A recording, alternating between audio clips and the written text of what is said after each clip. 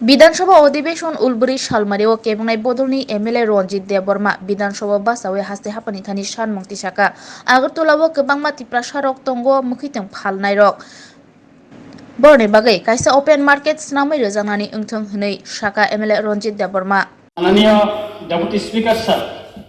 আগরতলা শহরের দূর দূরান্ত গ্রাম পাহাড় থেকে বহু জনজাতি বেকার যুবক এবং মা বোনরা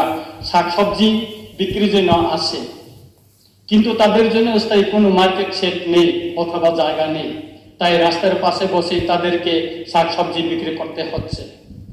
আগরতলা শহরে জনজাতি শাকসবজি বিক্রেতাদের এই সমস্যার কথা মাননীয় রাজ্যপাল তার ভাষণে উল্লেখ করেনি।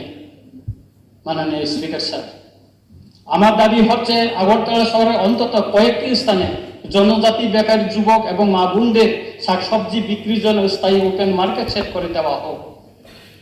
বিশেষ করে লেক চমুনি, বনমালীপুর, অভয়নগর বাজার, নন্দননগর, অরুন্ধতী নগরের মিশন কম্পাউন্ড